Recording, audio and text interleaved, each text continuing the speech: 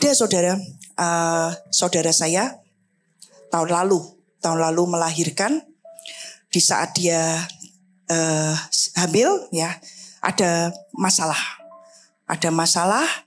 Dokter berkata suruh menyingkirkan, tapi saya berkata mau percaya sama Tuhan kan? Kalau Tuhan sudah memberi, ya mari percaya. Kalau bukan, jangan tangan manusia yang menyingkirkan. Kalau memang itu tidak terbaik atau apa, dia tetap tahu kok. Saya berkata itu. Tapi pilihan di tanganmu. Kamu percaya yang mana? Mau percaya Tuhan atau apa? Sudah, saya hanya sampaikan aja. Berdoa waktu berjalan. Jadi kelainannya ialah tidak ada air ketubannya. Mungkin hidup enggak? Enggak mungkin. Secara manusia sudah enggak mungkin. Ya memang enggak mungkin. Dokter juga sudah memprediksi, sudahlah dibuang aja. Enggak bisa hidup. Tapi saya bersaksi, hidup saudara. Berapa lama? Mungkin 3-4 jam dari saat lahir. Dan dikasih nama. Kalau enggak salah Lewi atau apa gitu sudah. Tapi buat saya Tuhan bilang dia sudah selesaikan tugasnya. Tugasnya memang cuma apa? Menguatkan iman ibu dan ayahnya dan kakaknya untuk bangkit. Itu tugasnya. Kamu tetap percaya terbaik. Kita terus berdoa, sudah minta mujizat. Ya, minta mujizat terus. Dan memang sudah mujizat. Bisa sampai 9 bulan. Nah, mujizat itu, wong dokter bilang waktu baru ketahuan hamil aja, sudah dibuang, percuma. Tidak bisa hidup. Ini kelainan istilahnya. Saya 2 bulan lalu pelayanan ke kota tersebut. Ini di luar kota.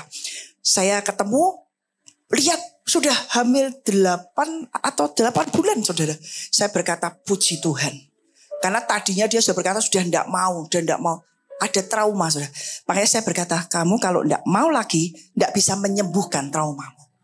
Tapi begitu dia dikasih Tuhan lagi sehat. Ini belum lahiran saudara. Tapi iman orang tuanya bangkit melayani Tuhan. Semua melayani Tuhan. Tapi memang umurnya cuma 3 jam. Lahir saudara, tetap bernafas, hidup saudara. Yang orang berkata tidak, dokter berkata tidak bisa hidup, tetap hidup kok. Walaupun hanya 3 jam. Tapi saya bersyukur hanya tugasnya anak ini untuk menguatkan iman dan seluruh keluarganya. Bangkit, tetap percaya, tidak kecewa dengan Tuhan. Tidak berkata sudah berdoa, sudah berharap. Ya, kita terus berharap. Tapi tetap keputusan akhir itu Tuhan. Ada quote ya saudara. Kalau dia belum memberi kalau dia sedang ngasih koma, kita tidak boleh kasih titik. Tapi kalau Tuhan sudah ngasih titik, kita jangan kasih tanda tanya. Tidak usah tanya mengapa. Mari percaya saja. Karena kita percaya God is love. Dia Tuhan yang baik. Artinya semua yang dikerjakan itu pasti baik. Walaupun kenyataannya tidak baik, saya tetap percaya itu baik. Bisakah kita mempercayai itu? Semua yang terjadi, apapun itu baik adanya. Nah, jadi udah kebenaran. Kita menuruti kemauan Tuhan, itu kebenaran. Dan disitulah damai sejahtera, ketenangan kita terima. Karena di Yohanes pasal yang ke-14 ayat yang ke-6 dia berkata, akulah jalan kebenaran. Jadi kalau kita mau mencari kebenaran, jalannya kemana? Ya cuman ada di dalam Yesus. Saudara baca Alkitab, saudara baca firman, Alkitab berkata firman ini adalah kebenaran. Firman ini adalah Allah itu sendiri. Saya selalu belajar apapun yang terjadi, pergumulan, tantangan, apa saya selalu tanya Tuhan, firman-Nya apa? Nah saya seperti itu, saya belajar didikan bersama-sama. Di situ saya lihat dan saya belajar. Back to the Bible. Karena di sini ini up to date saudara. Yang kita alami, sampai besok atau kapan itu ya saudara. Yang belum jelas ini, tahun depan mau bagaimana kok tahun depan. Besok aja kita tak ada yang tahu saudara. Apa yang akan terjadi, tak ada yang tahu. Tapi Tuhan itu sudah menentukan, Tuhan sudah menetapkan dan dialah kebenaran itu. Tinggal kita ini bisa percaya dan mau percaya atau tidak. Ada satu kisah di Alkitab, yaitu di seorang janda Sarfat. Di 1 Raja-Raja pasal yang ke-17, nanti saudara bisa baca kisahnya ayat ke-7 sampai yang ke-16 itu tentang Elia. Di saat suatu masa kelaparan itu datang, tidak ada hujan, tidak ada semua kering, ya. Tapi Tuhan itu tahu bagaimana memelihara hidup seorang hambanya. Dan dia berkata, kamu pergi ke Sarfat. Aku sudah utus sana, nanti ada seorang janda yang akan memberi kamu makan. Dan di sini dia ketemu dengan seorang janda Sarfat yang memang miskin. Tidak ada apa-apa. Tapi ketika Elia berkata, buatkan aku roti. Dan dia berkata, Tuan, aku ini cuma punya segenggam tepung sama minyak sebuli-buli aja. Ya, buatkan untuk aku. Firman berkata, saudara-saudara, nanti baca kisahnya. Dan perempuan itu segera membuatkan seperti yang dikatakan nabinya. Jadi perempuan ini, janda Sarfat ini tidak dipimpin oleh situasinya. Janda Sarfat ini tidak dipimpin oleh kondisinya yang mepet. Yang, wong buat aku makan aja cuma hari ini, besok aja entah. Lah kok ini ada nabi datang, minta suruh bikinkan dia dulu. Tapi perempuan ini mengerjakan. Karena di 1 Tawarikh 20 ayat 20b ada kebenaran firman yang berkata, apa itu berkata? Percayalah kepada Tuhan Allahmu dan kamu akan tetap teguh. Yang kedua, percayalah kepada nabi-nabinya dan kamu akan berhasil. Dalam terjemahan lain, prosper. Kamu akan berlimpah. Tidak cuma berhasil tapi berlimpah. Ada firman itu. Ketika kebenaran memimpin janda Sarfat, kebenaran itu di depan. Dia mengalami, saudara. Dia membuatkan dulu apa yang nabinya minta. Yang sedikit dia punya, yang tidak cukup buat hari esok, hanya untuk hari ini saja. Tapi dia percaya, firman-Nya bekerja. Itu makanya Tuhan bertanya, who leads you? Siapa yang pimpin kita? Tidak sadar, saudara. Ya, seringkali kita ini tidak sadar, oh iya, ketakutanku yang di depan mimpin aku. Kekhawatiran kita menghadapi ini, menghadapi itu. Saya tadi katakan, saya ada pergumulan, ada tugas Tuhan yang cukup sangat besar di luar kemampuan saya. Tapi saya berkata, ya Tuhan. Pokoknya saya ya dulu. Mampu, tidak saudara. Tapi kasih karunia-Nya yang akan memampukan. Yang akan membuat itu nanti selesai. Nah, ketika janda ini percaya bahwa dia percaya kepada nabinya, nabinya minta dan dia buatkan, dia mengalami yang namanya prosper. Saudara baca, tepung dalam tempayan tidak pernah habis, minyak juga tidak habis. Artinya apa? Pemeliharaan Tuhan terjadi. Lainnya kelaparan, si janda Sarfat ini tidak mengalami kelaparan. Dibedakan. Karena dia mengambil satu sikap, kebenaran memimpin aku di depan. Aku percaya kepada nabinya. Dia berkata, buat dulu buat aku. Saudara baca tuh kisahnya. Tidak ada perdebatan. Tidak ada cuman bilang, Tuan, aku cuma punya gandum segegam, minyak sebuli aja. Tidak cukup ini buat anakku aja makan cuman hari ini gitu. Buatkan buat aku dulu. Tapi ketika dia berkata ya, dan dia kerjakan itu.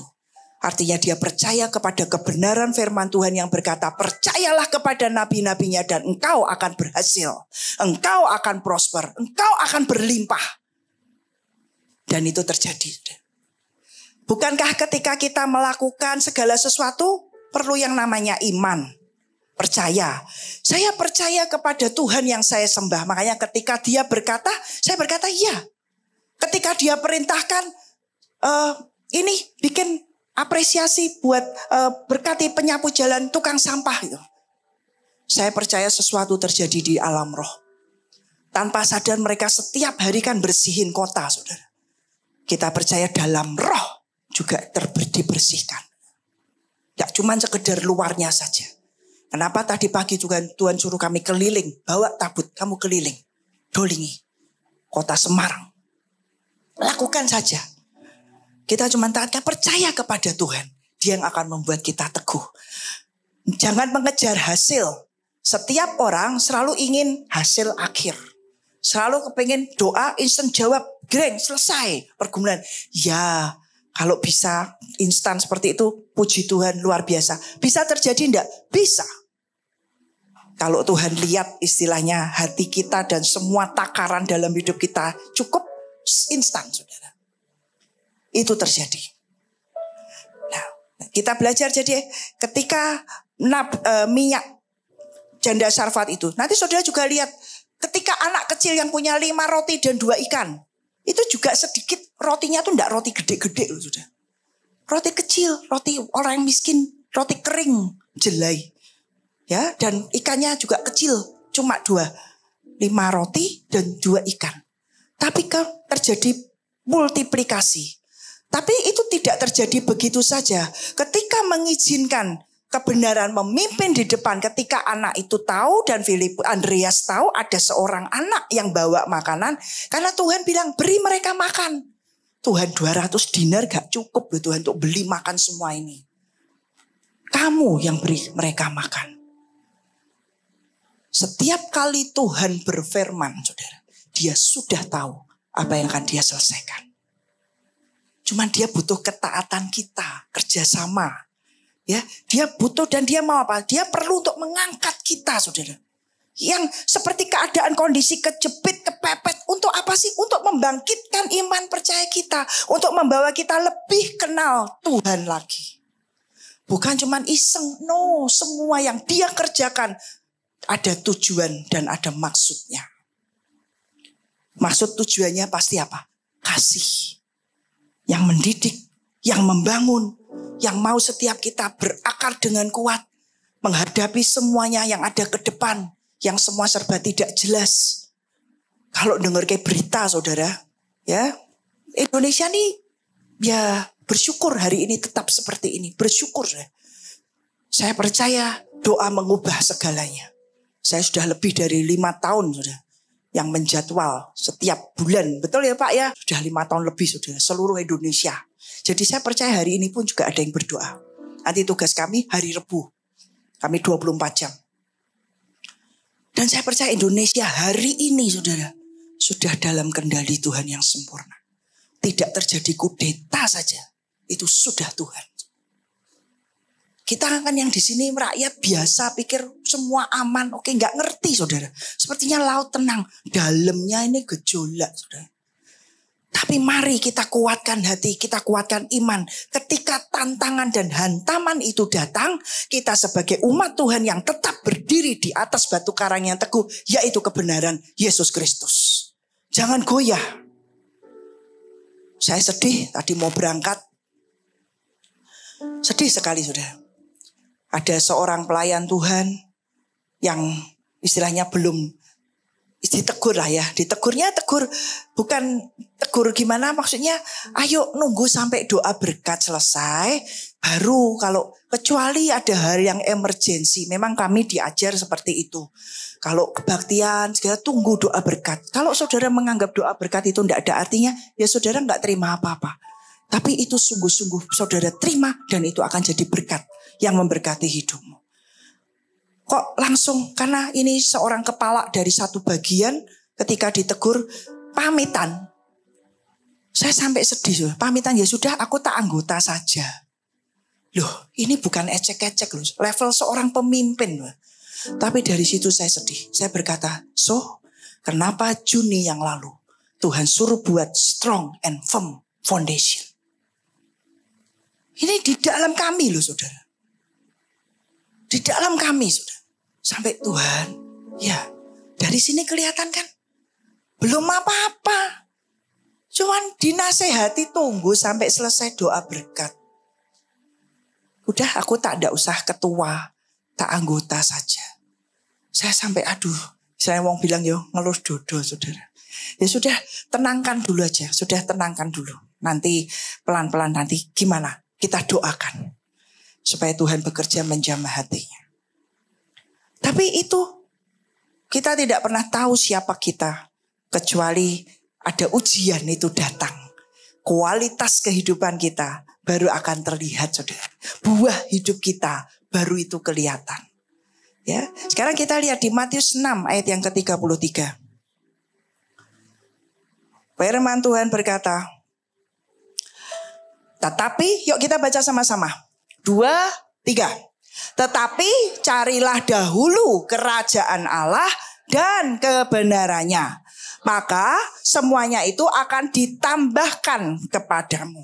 Kita sudah sering ya dengar firman ini. Saya juga sudah sering ngelotok istilahnya. Ini perikop ini saudara baca di atasnya semua berkaitan juga dengan apa? Kehidupan jasmani sehari-hari. Apa yang kita makan, apa yang kita minum, apa yang kita pakai. Semua ini dicari.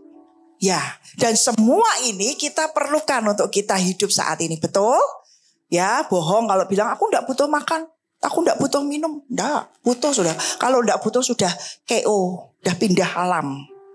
Tapi perlu. Tapi firman Tuhan berkata, tadi di Roma soal kebenaran itu bukan masalah makan dan minum. Ya, di sini Tuhan juga berkata, tapi cari dulu kerajaan Allah dan kebenarannya. Nanti yang kamu butuhkan di bumi, yang kamu butuhkan ke makanan, minuman, tempat tinggal, apapun yang kamu perlukan, ditambahkan kepadamu. Nah, sekarang kita lihat ekspresi yang berbeda. Kata carilah dahulu kerajaan Allah dan kebenarannya. Jadi kita ini perlu mengusahakanlah dahulu supaya Allah memerintah hidupmu dan lakukanlah kehendaknya. Sebelum semua yang kita butuhkan ditambahkan Tuhan, Alkitab berkata, usahakan dahulu untuk kamu ini, untuk supaya Tuhan ini kamu kejar sebagai yang memerintah dalam hidupmu. Tapi tidak berhenti sampai di situ. Bukan cuma berkata, Kristus adalah hidupku. Ya, tapi apa yang dia katakan, apa yang dia perintahkan, kita tidak melakukan. Nah, itu berhenti. Kita cuma mendengar dan tidak melakukan. Nah, Alkitab di sini berkata kita perlu mengusahakan. Artinya harus ada upaya dari diri kita untuk kita apa? Mengejar kebenaran itu. Kita kejar Tuhan dan kita terus rindukan dan inginkan Tuhan, Gue memerintah, Gue yang berdaulat. Kita sering nyanyikan kan, Dia berdaulat dalam hidupku. Izinkan Dia berdaulat dan Dia memerintah atas hidupmu. Kalau sudah seperti itu, lakukan saudara apa yang menjadi kehendaknya. Ketika Tuhan menghendaki lakukan ini nak, yaitu tadi ketika dia perintahkan beri apresiasi. Saya enggak tanya ke bagian kas. Ada berapa kasnya? Enggak sudah. Kebenaran is kebenaran. Ya, saya sepakat, saya sampaikan. Oke sah, sepakat, jalan. Dan tidak tengok pun tidak saudara. Karena ada bagiannya sendiri. Ya, yang bagian keuangan kita kasih tahu, ayo kita mau buat ini. Ya, ayo sepakat. Tadi baru cerita. Tadi nih sebelum saya berangkat. Nah, ya, sekali lagi kita ini pokoknya mengikuti apa yang menjadi kemauan Tuhan. Tuhan itu yang menjadikan. Awalnya begitu kita bilang mau apresiasi. Namanya orang keuangan. Kerjanya apa? Ngitung. Nih. Berapa orang? Ya, kira-kira waktu kami menyediakan itu bahkan sampai 500. Ya, sediakan sampai 500. Tapi yang datang 400 lebih, saya nggak tahu persisnya berapa. Tapi 400 lebih saudara. Karena dari data Pemda sendiri itu ada 317. Terus kami nggak mau cuman dari Pemda saudara. Kami keliling ke daerah-daerah, ke kompleks perumahan saya aja 14 orang saudara. Kita sewakan angkot, ayo bu, kan ini bukan Pemda. Karena kami kompleks perumahan. Jadi ada 14 orang. Kami kumpulkan, sewakan mobil, bawa ke tenda lawatan. Tenda lawatan berkat untuk semuanya.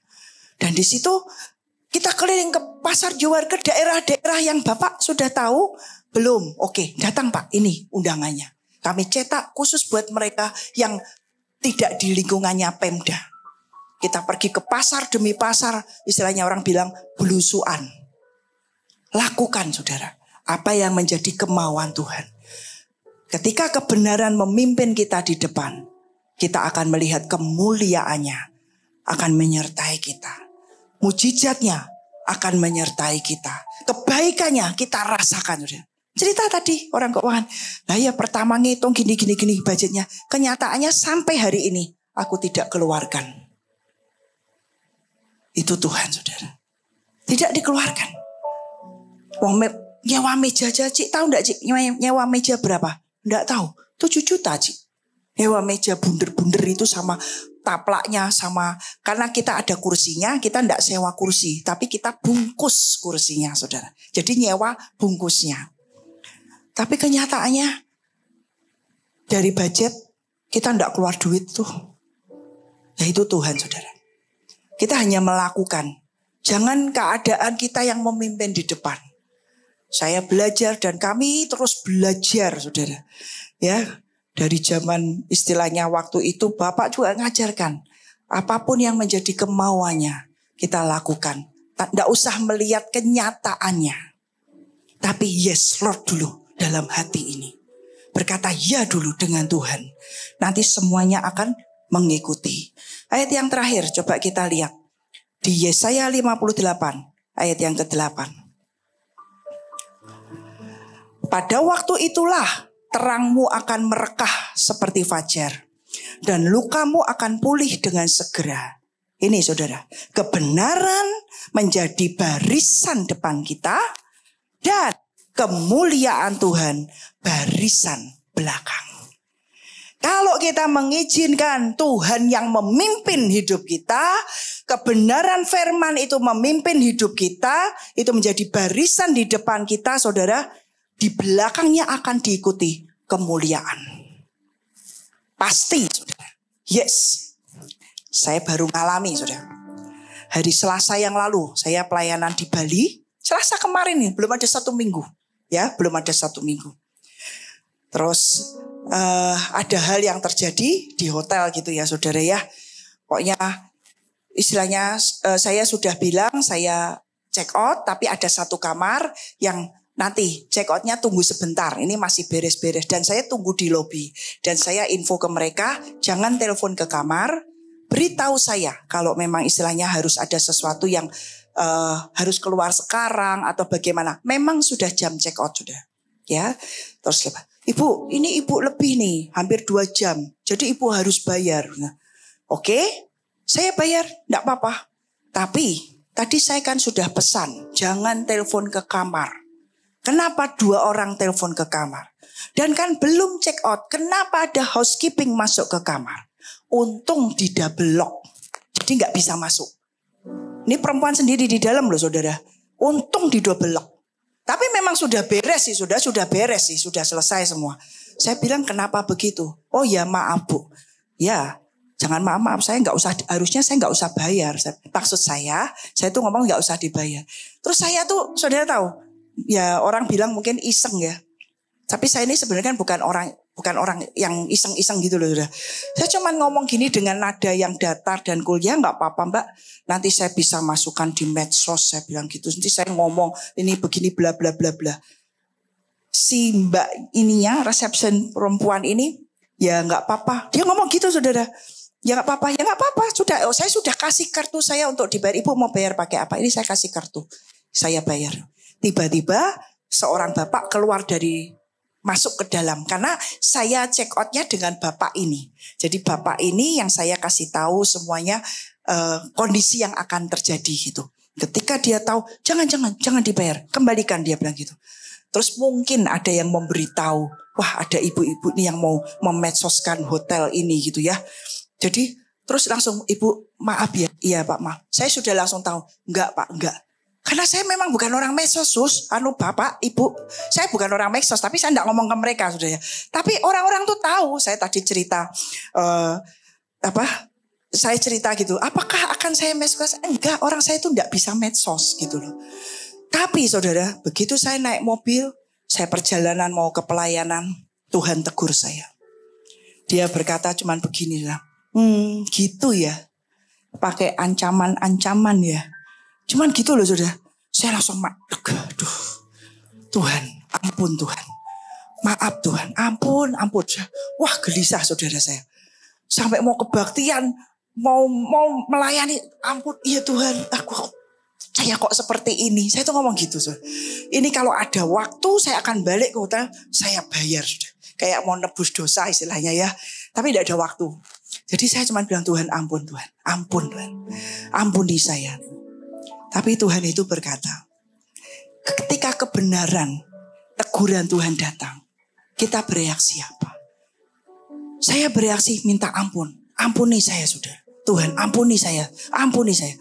Kebenaran itu memimpin di depan saya. Kemuliaannya nyusul. Saya pulang. Di hari Minggu kemarin saya belum pulang Semarang. Sudah ada berkat dikirim ke Semarang. Saya sampai kaget. Tadi saya baru lihat.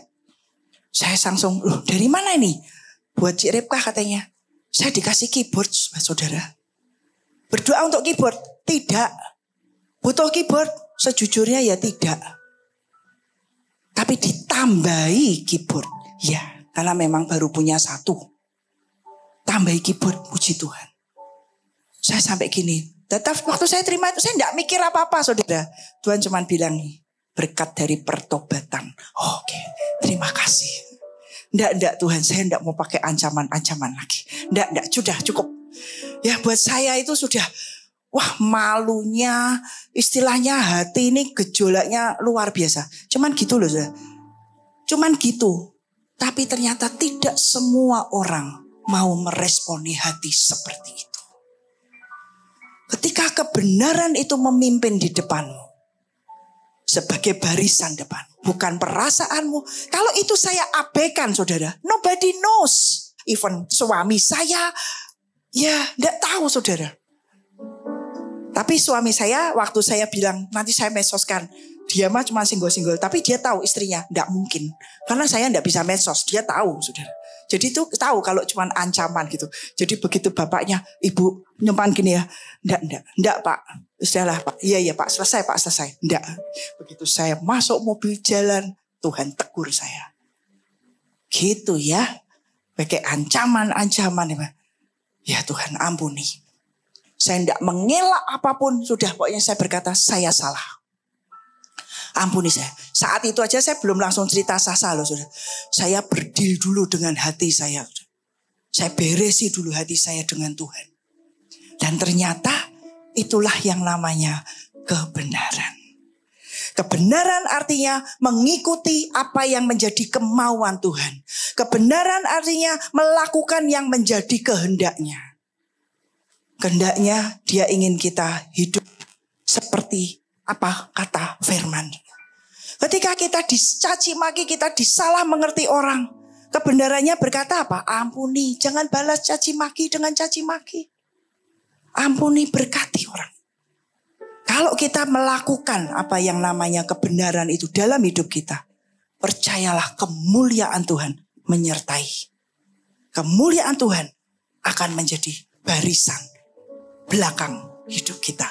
Kita ini di tengah nih. Di depan kebenaran, di belakang kemuliaan. Kita menikmati surga di bumi. Kita menikmati semua yang ilahi di bumi, saudara. Bisa enggak? Bisa. Kalau kita mau. Matius 6:33 berkata, usahakanlah dan lakukanlah. Dua hal. Tuhan berpesan hari ini. Untuk kita mengusahakan mengejar kebenaran dan hidup dalam kebenaran itu. Mengizinkan Yesus yang memimpin di depan kita. Apa kata Tuhan yang memimpin hidup kita. Bukan kenyataan. Bukan situasi. Bukan. Bulan Maret yang lalu Tuhan bilang, ayo keliling ke pulau-pulau, ke bangsa-bangsa. SHRK di Jakarta itu biasanya 2 hari setiap bulan. Begitu Maret tuh. Tapi itu pergumulan sekian bulan saudara. Pergumulan sekian bulan. Saya satu bergumul dan bergumul gitu. Sampai istilahnya Maret berkata, ya kerjakan. Bos saya mulai yang berdoa. Tuhan bagaimana? Mulainya dari mana? Dan itu semua biaya saudara. Misi itu biaya. Ya, win the loss at any cost. Yes. Tapi begitu berkata ya, kita mengikuti kemauan Tuhan, kemuliaannya menyertai. Ini baru sekian bulan, sudah 16 titik. Udah bonus 6 titik. Ini masih berjalan, masih berjalan. Saya baru balik dari Brunei, belum pernah saya ke Brunei. Yang orang bilang juga situasinya memang tidak mudah. Dan memang betul semua tidak bisa kita main, istilahnya orang bilang mungkin terang-terangan ya. Itu pun kami moto, kami syuting, kami apa. Mereka berkata, Ibu mohon jangan dimedsoskan. Tidak. Ya, habis kayak gitu kok saya pulang melakukan itu saudara ya. Saya baru ingat ini. Iya ya, habis dari Brunei yang dapat perintah untuk jangan dimedsoskan. Karena bahaya sekali. Bahaya sekali di sana. Kita tidak bisa bebas untuk berkata di pinggir jalan, di jalan, tidak bisa saudara. Mengadakan doa dan apa di tempat yang terbuka dengan istilahnya secara terang-terangan dan bebas itu tidak. Tapi tetap Tuhan punya cara.